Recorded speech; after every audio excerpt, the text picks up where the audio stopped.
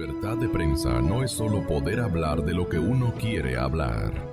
Es poder hacerlo sin represalias ni hostigamientos. Respecto a la propuesta y el programa económico alternativo, y que le dan el llamar también programa heterodoxo. Heterodoxo significa que combinan determinados o variados modelos para solucionar todos los problemas del país. Uno de ellos fue el mal manejo, terrible mal manejo del área petrolera, con una incursión impresionante de prácticas desleales con el país.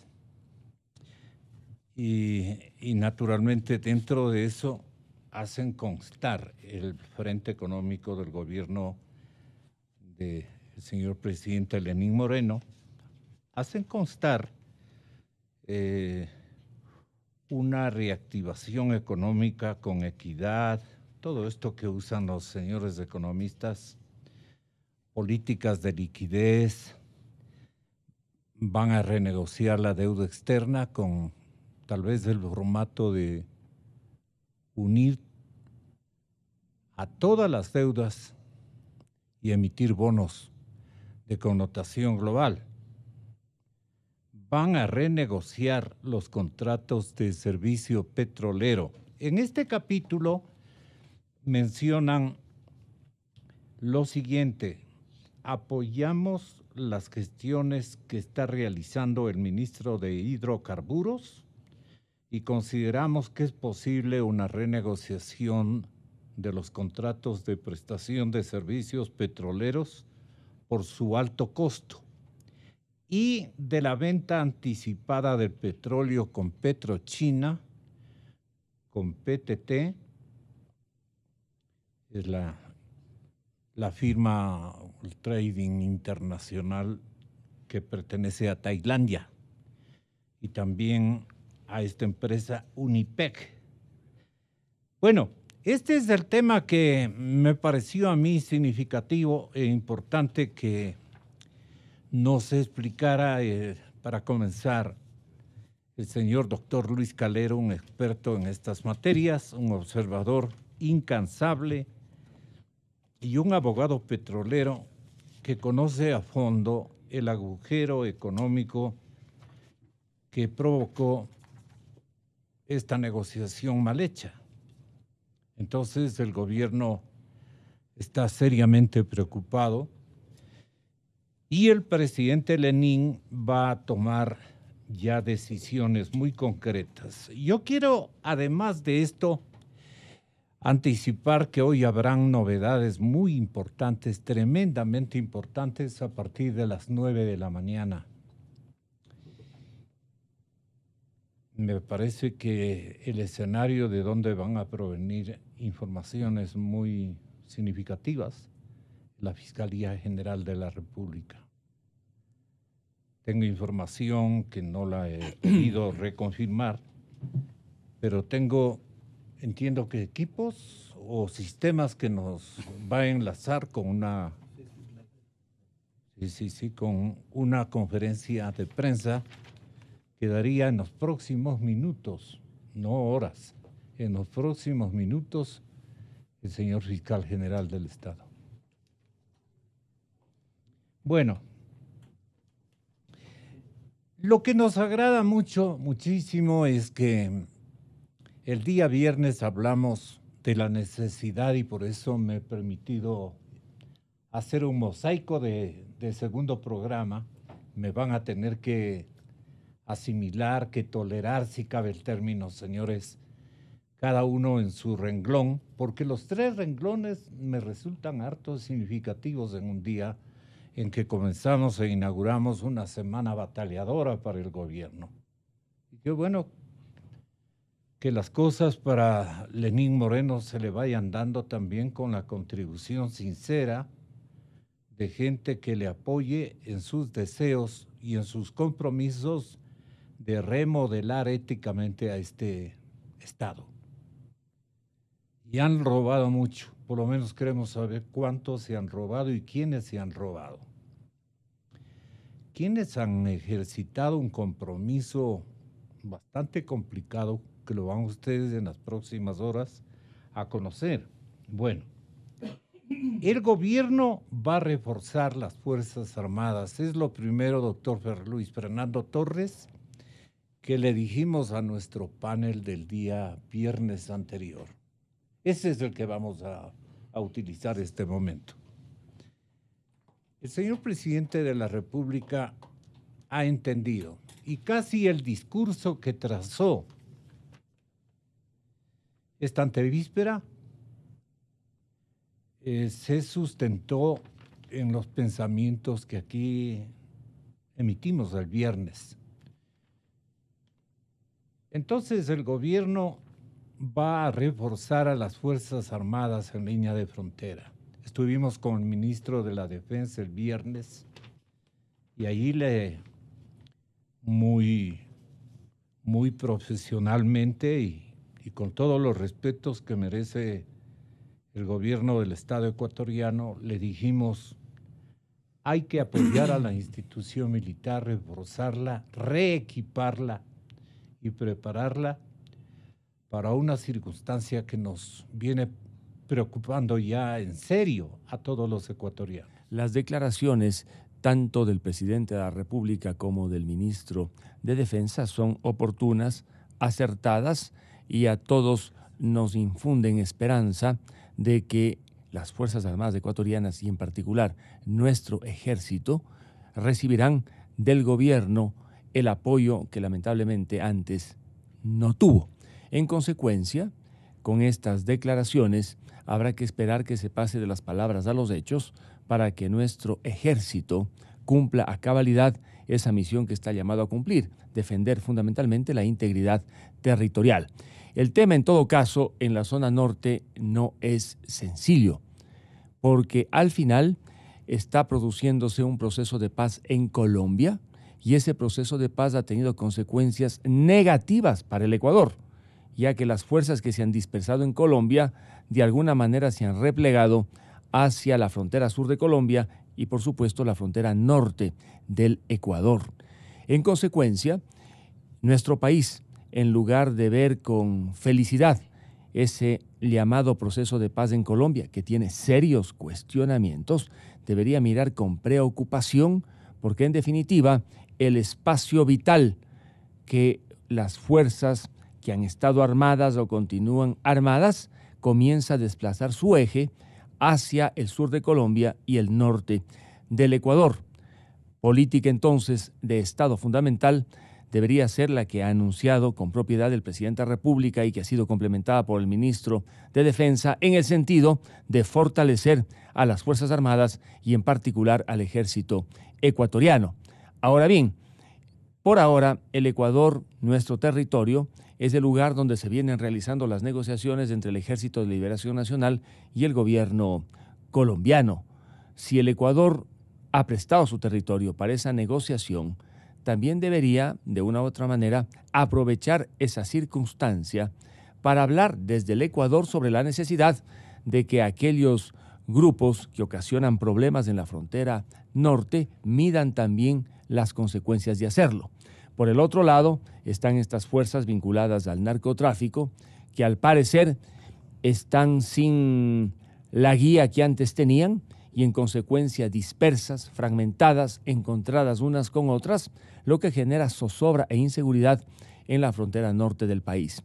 El tema, como digo, es complejo, tiene que ser afrontado de manera integral, midiendo todos los inconvenientes, pero no está tampoco distante de lo que ocurre en la frontera norte la equivocada posición que ha tenido el gobierno ecuatoriano a través de la canciller y de la vicepresidenta de convertirle al Ecuador en un vocero del dictador Maduro para que pueda asistir a la cumbre de las Américas, sabiendo que la dictadura venezolana también tiene injerencia en los temas colombianos y que de alguna manera el Ecuador ahora debería alinearse con los gobiernos democráticos del país, uno de ellos Colombia, porque el gobierno colombiano también ha aplaudido la decisión del gobierno peruano de retirarle la invitación al dictador Maduro. Y resulta que el Ecuador, que está en medio de estos inconvenientes, en cambio, sí hace de vocero del dictador Maduro en contra de la posición del gobierno colombiano, que se ha alineado con la mayoría de gobiernos latinoamericanos en contra de que Maduro vaya a Lima para participar en la Cumbre de las Américas. En esta situación de crisis fiscal severa y de problemas económicos también severos, no hay manera de diseñar un plan económico y fiscal sin acuerdos nacionales. Todas las decisiones económicas, fiscales, tienen incidencia en los aspectos políticos, sociales, de seguridad pública y necesitan definiciones políticas necesariamente, ¿no? De allí que encontrar armonía entre la atención a los sectores sociales, entre la atención a la seguridad pública, entre la atención a la defensa y en un marco de restricciones fiscales y de sostenibilidad fiscal y de crecimiento de la economía. Eso va a requerir una visión muy, muy amplia y diferente del Estado y un absoluto rigor en el manejo fiscal para establecer prioridades. Porque por un lado el gobierno dice que hay que atender a necesidades sociales, por otro lado dice que no se puede ya reducir la inversión, por otro lado dice que hay que generar empleo, por otro lado hay que atender a la defensa, a la policía, por otro lado hay que atraer inversiones para que el país crezca, por otro lado tiene problemas en la Asamblea para encontrar mayorías para viabilizar las leyes y las reformas, tiene demandas de trabajadores, tiene demandas de sectores sociales. Así es que allí lo que se necesita es una visión en primer término de manejo del Estado, de estadista, ¿no? Tiene de estadista, ¿no? De estadista, es decir, en el Ecuador este rato necesitamos un estadista con una visión totalmente alejada de los dogmas políticos, que le encamine al Estado, al gobierno, a estabilizar las finanzas públicas, la economía, a encontrar los acuerdos sociales, una suerte de Clemente Yerobi Indaburo, ¿no? Una suerte bien puesto eso. De una persona que se aleje de cualquier visión dogmática y no persista en los socialismos, en castigar a la derecha o al capital. Se necesita una visión pragmática de llevar adelante al país, porque vive y va a vivir situaciones muy, muy, muy difíciles, restricciones muy severas en el manejo de la economía. Y uno mira en el caso de defensa, que en este momento tiene un presupuesto para este año de 1.700 millones de dólares. Y en el caso de policía tiene casi 2.000 millones de dólares de presupuesto. Y por otro lado estamos pagando por el servicio de la deuda al año, de la deuda externa, casi 5.000 millones de dólares, ¿no? Y mientras a la salud se asignan 3.000 millones de dólares. Y por ejemplo, a la parte de bienestar social, donde están los bonos a discapacitados, todo eso son 1.200 millones de dólares. Entonces es una tarea muy compleja la de tratar de establecer un cierto grado de equidad en la distribución del gasto público, en un marco de obligación de reducir paulatinamente ese déficit oneroso de 7.000 millones de dólares cada año y de irlo reduciendo hasta fin de gobierno quizá a un mínimo de 1 o 2% del PIB de déficit, pero en un marco de severas restricciones. De allí que la tarea que tiene el gobierno por delante es muy compleja y va a tener que tomar medidas para generar ingresos, ajustar el gasto en otras direcciones. Pero algo que parece que no se percibe, Gonzalo, acababa de ver una nota en El Universo sobre el plan económico que piensa lanzar la próxima semana el gobierno. Y por allí hay un ministro que declara que no va a haber mayores ajustes al gasto, que el plan económico se va a enmarcar en la visión socialista del presidente de la República y otra serie de cosas. Entonces, con esas lecturas que son alejadas a lo que el país requiere en el futuro, es muy difícil esperar que el gobierno pueda tener un manejo económico serio, un manejo fiscal serio, responsable, e incluso encontrar los acuerdos políticos y sociales que van a necesitarse de manera indispensable para redireccionar la economía del país, para estabilizar las cuentas públicas, para encontrar los entornos políticos que viabilicen una economía sana y unas cuentas públicas sanas. Y sobre todas las cosas para conducirle al país con una visión del desarrollo absolutamente diferente, una visión del desarrollo contemporánea con los avances de la economía, del progreso de las naciones, y una visión de desarrollo que requiere otro tipo de actitudes en el país. Y dentro de eso incluso hay una suerte de recurrencia en las visiones estatales, ¿no? Ya sube el precio del petróleo en un las poco. Visiones que en las visiones en general. Yo le hablo de esto de hace 50 años incluso, ¿no? 50 años hemos vivido en torno al petróleo. Nos amanecemos cada día preguntando el precio del petróleo. Y hoy que el precio del petróleo ya subió un poco, comienza el relajamiento. Creemos que con el aumento del precio del petróleo ya se van a arreglar todos los problemas del país. Y el Ecuador tiene que pensar en el futuro de que el petróleo ya no puede seguir siendo el eje de la economía y del desarrollo nacional. Más bien aprovecharlo para utilizarlo eficientemente y ver otras formas de desarrollo que están necesariamente en la actividad privada, en la inversión, en las exportaciones. Pero esto lo venimos repitiendo año tras año desde hace 50 años, ¿no? Y el país sigue como está, con los mismos errores recurrentes, con las mismas visiones, con los mismos hechos que se repiten, y en esa medida, Gonzalo, el Ecuador no avanza. Permítame unas acotaciones breves a temas que se han tratado aquí. Yo creo que hay una cuestión de fondo en el tema de la defensa nacional. Si usted encarga la parte administrativa de la defensa, es decir, la parte administrativa de las Fuerzas Armadas, a personas con ideología de extracción marxista, usted puede avisorar hacia dónde va. Porque no hay que olvidarse que el marxismo establecía o establece que las Fuerzas Armadas son un instrumento de represión y de dominación de la clase, de la burguesía al proletariado, y que consecuentemente deben ser eliminadas. Y por eso son los reemplazos que se dan en los regímenes con ideología socialista y comunista, el reemplazo por las Fuerzas Armadas revolucionarias. Es decir, las Fuerzas Armadas ortodoxas, las tradicionales, son sustituidas por estas heterodoxas, ¿sí?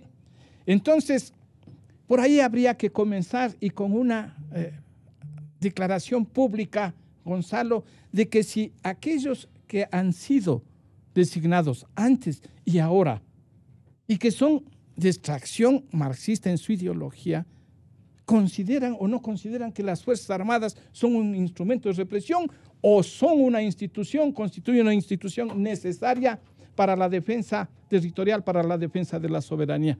Porque la debacle actual puede devenir de eso. Si usted considera, y bueno, lamentablemente falleció la señora Guadalupe Larriba, la doctora, que era dirigente socialista. El señor Patiño, dirigente socialista. El señor Ponce, se supone que de extracción marxista su ideología. Y así sucesivamente. Y ahora tenemos también, entonces, el ciudadano que está de ministro de Defensa, entiendo que fue secretario general del Partido Socialista, lo cual está muy bien. Pero sí se requiere entonces un pronunciamiento de fondo en ese sentido. ¿Cómo se concibe a las Fuerzas Armadas dentro de este gobierno?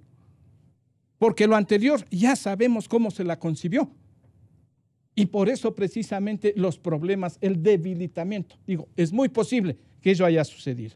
Nada más que ese acá chiquito, como comentario, como usted sabe decir, ciudadano, no de experto en el tema. Mire, si el gobierno actual hubiera ya detectado cuáles son o cuáles han sido las decisiones incorrectas, las prácticas perniciosas en el manejo del sector petrolero, tanto en lo que corresponde a contratación de venta de petróleo como a contratación para la exploración y explotación de los hidrocarburos, lo lógico es que ya debió haber corregido esas falencias. Porque asumir que están mal o que fueron malos, que fueron ilegales y que fueron perjudiciales determinados mecanismos y persistir en ellos es inadmisible, sería inadmisible. Entonces, muchos de esos elementos pasan por simples decisiones administrativas y no necesariamente tienen que ir a la legislatura.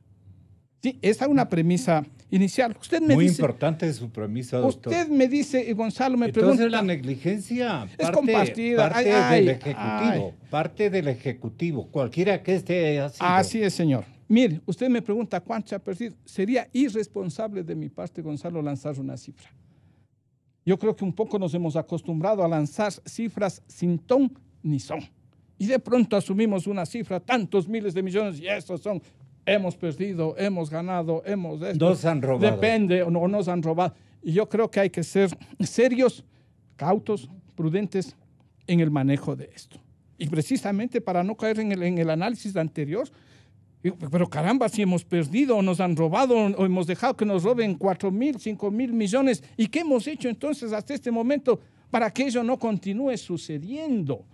Pero si el periodismo le consulta a usted muy respetuosamente y le dicen, doctor Calero, usted con la experiencia de seguimiento, no creo que tiene la cifra exacta, pero ¿a cuánto asciende la pérdida que ustedes entre técnicos y abogados han calculado por las ventas anticipadas de petróleo? Yo creo que sí puede haber, de los 10 años, casi 11, una cifra más o menos significativa que se acerque a realidades, ¿no? Mire, le voy a dar para satisfacer un poco la curiosidad periodística. Mire, si en la década anterior se exportaron alrededor de 1.100, 1.200 millones de barriles y usted asume únicamente que hubo la posibilidad de ganar más o de obtener ingresos de $1 adicional por cada barril, entonces usted está hablando de 1.100, de 1.200 millones, que pueden ser considerados pérdidas, fueron actos dolosos para beneficiarse unos, beneficiar a otros. Eso habrá que determinarlo y tendrán que determinar las autoridades. Sin embargo, a mí permítame establecer algunos elementos que deberían ser considerados por quienes están auditando y quienes están controlando. Mire, esto es parte de una estructura de gestión del gobierno del señor Correa. Gonzalo, en el año 2009, en mayo, se realizaron conversaciones con el gobierno de China. Se realizaron conversaciones con el gobierno de China en mayo del año 2009. Y realizaron una primera venta en el 2009 con el anticipo, el famoso anticipo de 1.000 millones. Pero ese anticipo ya presuponía, Gonzalo, el cumplimiento de un memorándum de entendimiento. Se realizaron reuniones y se suscribieron unas minutas, unas actas, Gonzalo, esto es importantísimo, unas actas de negociación que establecen los principios sobre los cuales ha de regir en el futuro nuevos instrumentos, sean de financiamiento o sea de comercialización. Y estos documentos, estas actas deberían ser utilizadas en este momento para la renegociación de los contratos, porque ahí se establece el espíritu de la relación China-Ecuador. Se establece también el espíritu del sometimiento del Ecuador a China, pero existen algunos elementos de esos acuerdos que pueden ser reivindicados en este momento por el Ecuador. Por ejemplo, como positivos. No como positivos, sino como elementos para forzar, exigir una renegociación de los términos de las relaciones comerciales y de las relaciones financieras con China. Por ejemplo, Gonzalo, se establece como uno de los objetivos de este relacionamiento Ecuador-China, se establece como uno de los objetivos la cooperación gubernamental, una declaración vaga, la aplicación de principios de mercado, y ahí ya comenzamos a tener elementos, ¿sí? La aplicación de principios de mercado, la facilitación de financiamiento por parte de China y la generación, Gonzalo, la generación de un ambiente de relación de beneficio mutuo. Dice, en un ambiente ganar, ganar. No solo tiene que ganar la una parte, sino también la otra. Y si las condiciones de mercado que se invocan en estos acuerdos, suscritos, firmados por representantes del Banco de Desarrollo de China, por los representantes de PetroChina, por representantes del Ministerio de Finanzas y de Petroecuador, digo, si en estos instrumentos se llegó a estos acuerdos, pues simple y llanamente hay que aplicarlos. Y veamos cuáles son las condiciones de mercado. Y entonces establezcamos que las condiciones de mercado son diferentes a las anteriores y que en este momento la aplicación de contratos rígidos que se celebraron están perjudicando al interés nacional. De la pérdida del costo de oportunidad en cuanto a las preventas chinas, que en el acumulado desde el 2009 llegan a los 10.000 millones de dólares, 1.000, 2.000 y se han ido pagando en el transcurso del tiempo, ¿verdad? Yo creo que esto, en un examen, por ejemplo, de Contraloría, de este tema, que seguramente lo estará realizando, se deberían enfocar varias cosas que quizás no se han dicho, Gonzalo. La una, creo que la macro, es el tema de las preventas comenzaron en 2009. Y recuerde que el primer trimestre del 2009 el precio del petróleo bajó, cayó notablemente. Desde allí comenzaron los contratos chinos, las preventas petroleras, se comenzó a usar el dinero del Banco Central para prestarle una serie de cosas. El gran perjuicio para el Estado, el perjuicio macro de las preventas es no haber diseñado un programa económico y fiscal en esa época y haber utilizado las preventas para sostener artificialmente la economía y el tema fiscal. Y hacer inviable la sostenibilidad fiscal en el futuro y comprometer en el futuro a las futuras generaciones el bienestar económico y social del país. Porque si es que no se hubiesen hecho las preventas y se hubiese actuado responsablemente en el tema fiscal y económico, este rato no hubiésemos tenido 14.750 millones de dólares en bonos soberanos a altas tasas de interés, no hubiéramos hecho cosas inadecuadas. Entonces, el comprometer la viabilidad económica, fiscal y social del país con las preventas es un asunto que tiene un costo económico y social inconmensurable. Luego, aparte de eso, haber realizado las preventas violando la ley, porque las preventas significan comprometer o vender la renta del Estado, la renta, el sueldo del Estado. Y eso está prohibido en el Código de Finanzas Públicas. No se puede vender las rentas del Estado, no se puede prevender, comprometer las rentas del Estado. Es un asunto legal que debe juzgarse. Dos, también... Perdone, ¿en qué época se actuó de esa manera? Desde el 2009 se han venido haciendo las preventas de Gonzalo. 2009, 1.000 millones 2011, 2.000 millones 2017 y así sucesivamente, 10.000 millones. Luego, otro grave hecho que también ha ocultado la realidad fiscal y económica del país es no registrar las preventas como deuda pública. Cuando no se registra toda la deuda pública, se falsean las cuentas públicas y se le dice al país un estado de deuda pública y fiscal que no es el real, y eso compromete las medidas económicas de un país. El otro tema importante que debe juzgarse es si las preventas no se registraron como deuda pública, el pago de amortización e intereses tampoco está registrado en el servicio de la deuda pública. Por tanto, las cuentas públicas no reflejaron la realidad del gasto público y la situación fiscal y económica del país. Esto es contrario a la ley. Es algo que también debe juzgarse y debe juzgarse severamente en un examen de las preventas petroleras. Entonces, Gonzalo, resumiendo, las preventas tienen un costo inmenso en cuanto a términos de viabilidad económica y fiscal del país, de comprometer esa viabilidad, de además forzar a otros endeudamientos inadecuados. Tiene violaciones en la ley en cuanto a comprometer la renta del Estado, la renta futura del Estado. Tiene violaciones en cuanto a la ley, en cuanto a no registrar como deuda pública estas preventas. Tiene violaciones en cuanto a la ley, en cuanto a no registrar el pago de intereses y amortizaciones de estas preventas como deuda pública y por tanto no reflejar en las cuentas públicas y en la economía la realidad del endeudamiento público y de ese costo de endeudamiento. Entonces usted tiene aquí una serie de incidencias que van mucho más allá del costo financiero que es real sin ninguna duda de las preventas petroleras, ¿no?